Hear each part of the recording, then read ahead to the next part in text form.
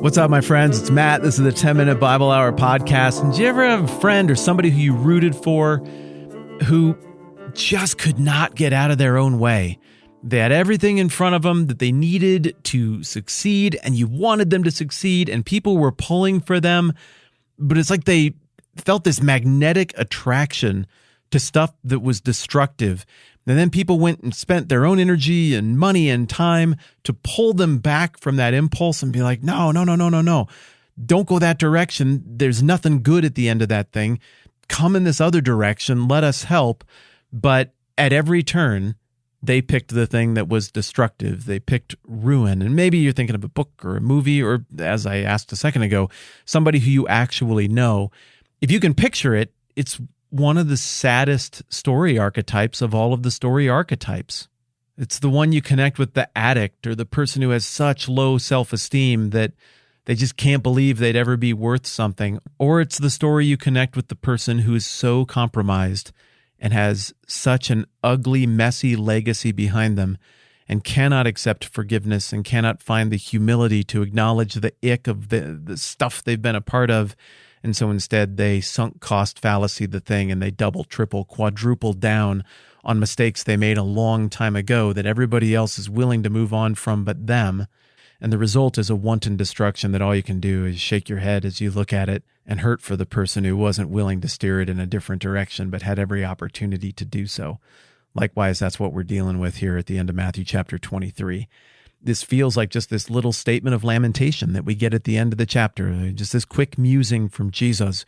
Oh, Jerusalem, Jerusalem, you who kill the prophets and stone those sent to you. How often I've longed to gather your children together as a hen gathers her chicks under her wing, but you weren't willing. Look, your house is left to you desolate, for I tell you, you will not see me again until you say, blessed is he who comes in the name of the Lord. What does Jesus mean? They weren't willing.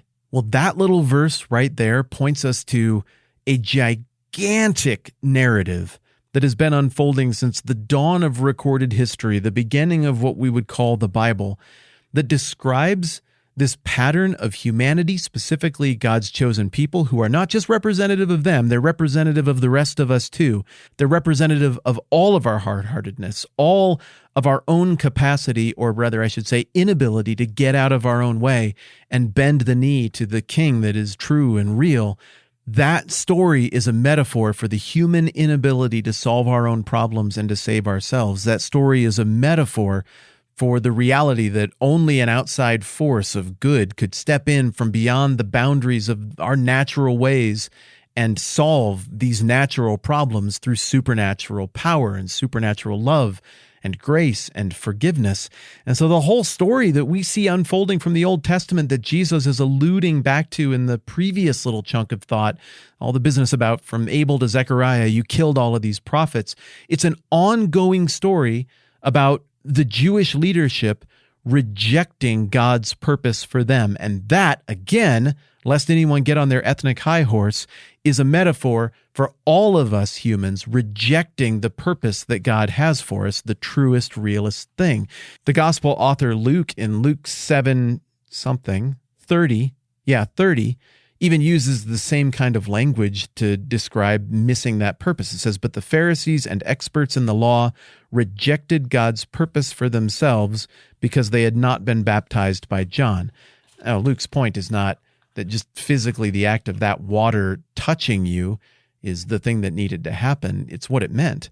It was another God-ordained metaphor for bending the knee to the King, and their refusal to do so was them having the truth of God looking them straight in the face and saying, repent and turn from all of this rejection of the purposes of God in your life that have happened throughout the history of the organization, the tradition from which you're descended intellectually and spiritually. They wouldn't turn from it. They doubled down on it, even though it's a violent mess, and even though the forerunner of the Messiah and then the Messiah himself was right in front of them doing all the things that the Old Testament said would happen when the Messiah would be right in front of them. They wouldn't do it. Why? Well, if you look at all the Gospels, you see because the Pharisees are the completion, they're the finalization of this arc of rejection, of human failure to save themselves. They represent the pinnacle of self-control and manicured, face-forward, publicly impeccable behavior That tomb is whitewashed, sparkling. The outside of that filthy cup looks absolutely desirable, but inside is hypocrisy and death and bloodshed and ultimately a prideful rejection of the authority of God and his design for how to make things right. And so when Jesus said, I've longed to gather your children together as a hen gathers her chicks under her wings, but you were not willing, much like the way the book of Matthew invokes the whole story that came before in the opening genealogy, so Jesus is invoking the whole story, the whole ugly, bloody, violent, resistant to God, thick-necked, stubborn, calamitous story of what we have seen up to this point that gets us to the place of needing this Messiah. Humans can't solve the human problem. This subset of humans could not solve the human problem.